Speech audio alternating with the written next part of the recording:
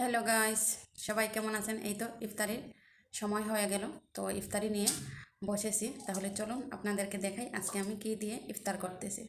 তো অনেকদিন পর ইচ্ছা করতেছে ইফতারিতে মুড়ি মাখা খাই, সেই জন্য মুড়ি মাখা খাবো আজকে।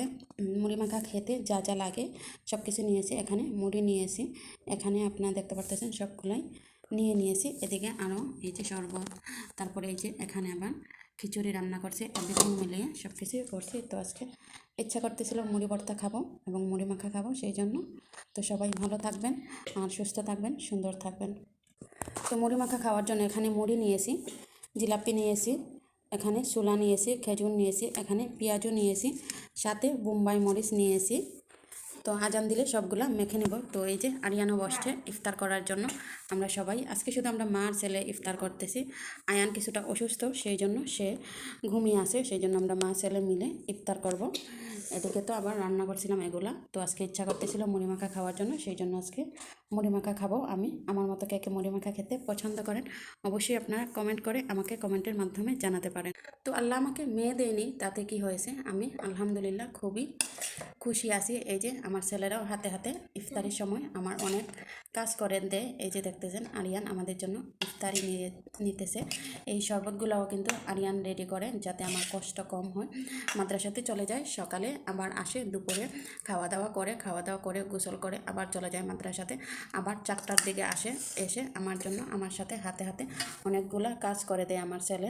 তো আপনারা সবাই অবশ্যই আমার ছেলের জন্য দোয়া করবেন, যাতে আল্লাহ তাআলা নেক হায়াত দেয় এবং শিক্ষিত মানুষের মতো মানুষ হয়। সবাই আপনারা এই দোয়া করবেন আর সবাই আমাদের সাথে থাকবেন। আরিয়ান কিছু বলো। হাই, আসসালামু আলাইকুম। কেমন আছেন আপনারা? ভালো আছেন?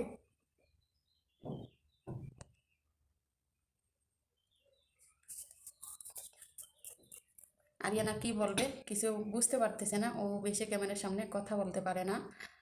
তো এই যে আরিয়ান সম্পূর্ণ ইফতারিটা আরিয়ানই বেশিরভাগ সময় আরিয়ান রেডি করে, আমাকে হেল্প করে খুব সুন্দর করে। মাশাআল্লাহ আমার ছেলেটা ইফতারি তৈরি করতে পারে এবং রেডিগুলো করতে পারে। এই যে সব মায়ের জন্য আর নিজের জন্য ইফতারিটা রেডি করতেছে। এরকম কার কার ছেলেরা আপনাদের সাথে সংসারের কাজে হেল্প করে অবশ্যই আমাকে কমেন্টের মাধ্যমে আপনারা জানাবেন। আসলে যাদের মেয়ে নাই তারা অনেকেই আফসোস করেন, আমি জানি, যে আল্লাহ তাআলা কেন মেয়ে দেন নাই। আসলে এটা আল্লাহ তাআলার ইচ্ছা, হয়তোবা আমাদের জন্য ভালো কিছুই আল্লাহ তাআলা রেখেছেন, সেই জন্য আমাদেরকে আল্লাহ তাআলা ছেলে সন্তান দান করেছে। তো এটাই চাইবো আল্লাহ তাআলার কাছে, যে আল্লাহ তাআলা প্রত্যেকটা ঘরে ঘরে যাতে মা ভক্ত ছেলে দেন এবং মায়ের কষ্ট যাতে বুঝতে পারে। শুধু মা ভক্ত দিলেই হবে না, যাতে বিয়ের পরে বউকেও বুঝতে পারে, মাকেও বুঝতে পারে এবং নেয়ার পক্ষ যাতে থাকে। আমি শুধু এটাই চাইবো, এটাই চেষ্টা করব আমার সন্তানদেরকে শিক্ষা দিতে, যে শুধু যে মা দোষ করে না বা মা যে শুধু ভালো হয় তা না। বিয়ের পরে বউকেও সমান অধিকার দিতে হবে, মাকেও সমান অধিকার দিতে হবে। বউয়ের অংশটা বউকে দিতে হবে এবং মায়ের যেই অংশটা এটা মাকে দিতে হবে। এরকম যাতে আমি যাতে সুশিক্ষায় শিক্ষিত মানুষের মতো মানুষ গড়ে তুলতে পারি, ন্যায় এবং অন্যায় জিনিসটা যাতে বুঝতে পারে, এটাই আমি চাই আল্লাহ তাআলার কাছে, এবং আল্লাহ তাআলা যাতে আমার দোয়াটা কবুল করেন। তো আর আজকের মতো বিদায় নিয়ে নিলাম আপনাদের সবার কাছ থেকে। আপনারা সবাই ভালো থাকবেন, সুস্থ থাকবেন, সুন্দর থাকবেন। আর আপনারা আমাদের ভিডিওগুলো বেশি বেশি করে দেখবেন, লাইক কমেন্ট শেয়ার দিয়ে আপনারা আমার পাশে থাকবেন।